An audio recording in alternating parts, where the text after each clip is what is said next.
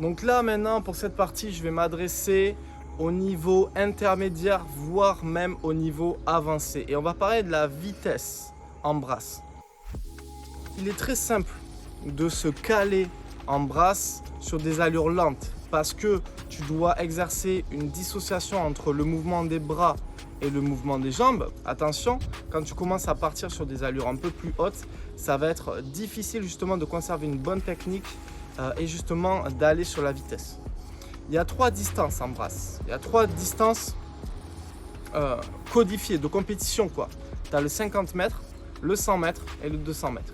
Et tu ne vas pas gérer pareil un 50 brasses et un 200 brasses. Et d'ailleurs, tu peux le voir actuellement sur les meilleurs nageurs au monde en brasse. Tu as Adam Peaty qui est recordman, mais de loin sur 50 et 100 mètres brasse. Par contre, sur 200, je ne suis même pas sûr qu'il soit sur le podium, tu vois. Je ne pense pas qu'il soit sur le podium mondial. Parce que ce n'est pas la même discipline. Et parce que tout simplement, un 50 et un 200, ce n'est pas pareil. Donc, il faut également essayer de gérer ces rythmes. La brasse, c'est une nage qui va te demander beaucoup de force. Donc si tu veux déjà être puissant, efficace sur la nage de la brasse, il va falloir t'exercer hors de l'eau. Il va falloir faire de la musculation. Il va falloir faire du renforcement musculaire à sec. Il va falloir muscler tes bras, mais surtout tes jambes, tes cuisses, tes mollets, le fouet au niveau de tes jambes, ok ?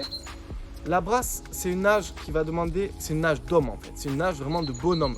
C'est une nage où il faut avoir les épaules carrées, il faut avoir le buste ultra développé, il faut avoir des cuisses massives, il faut avoir de l'énergie, il faut avoir de la puissance, tu vois. Et c'est pas comme le crawl où tu peux te débrouiller et tu vois, tu as certains nageurs, tu prends l'exemple de Yannick Agnel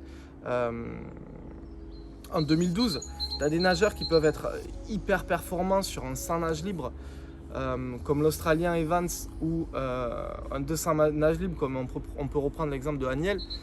C'est des allumettes quoi. Et par contre, tu vois, tu as les brasseurs vraiment solides quoi.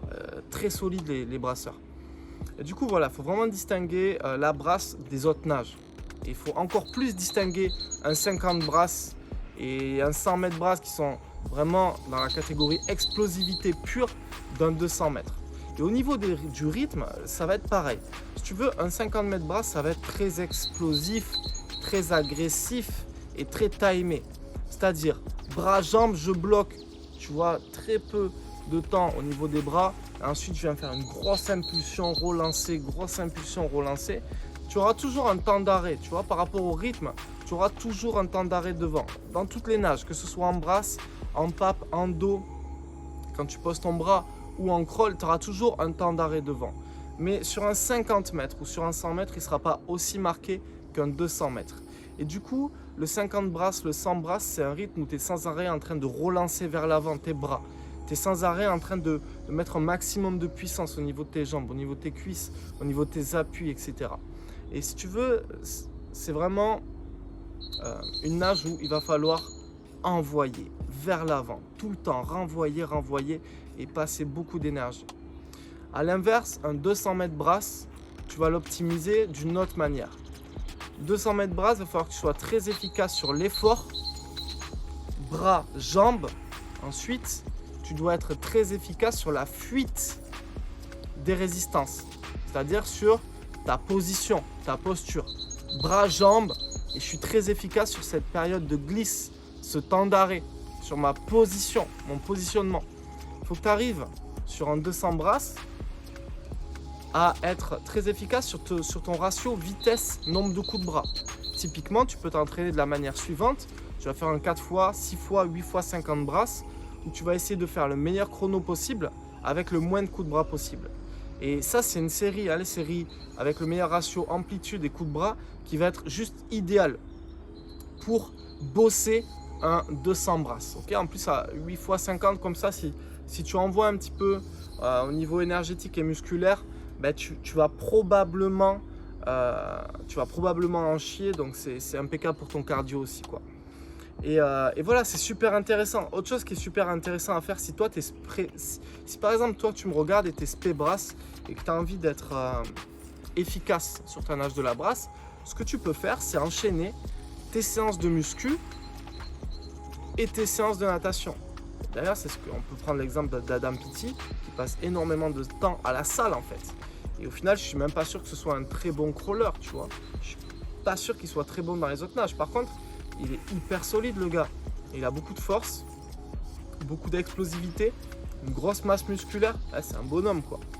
Et c'est à partir du moment justement où il a cette masse musculaire, où il a vraiment développé cette force-là, qu'il a pété ses records. Et si tu regardes un petit peu les photos Adam Peaty avant, après, justement cette période où il a tout cassé, c'est normal, mais quand il était plus jeune, il était plus fin.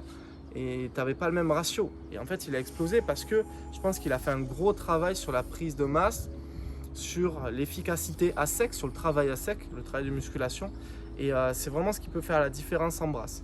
Donc, pour cette partie, il faut vraiment que tu arrives à distinguer les deux disciplines, 50 brasses, 100 brasses et 200 brasses. Tu vois, tu as 50 et 100 d'un côté où il va falloir être très explosif, très musclé, très sur la relance, très sur la résistance à l'effort, sur le 100 mètres et plutôt sur le fait d'optimiser ton effort de manière très explosive sur le 50.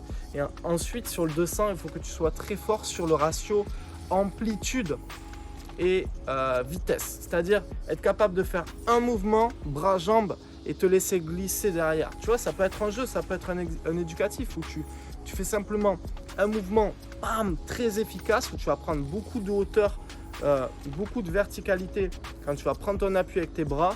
Ensuite, quand tu relances, tu te places en essayant d'avoir le minimum de résistance possible et de faire un maximum de distance. Et tu peux répéter ce cycle de coups de bras.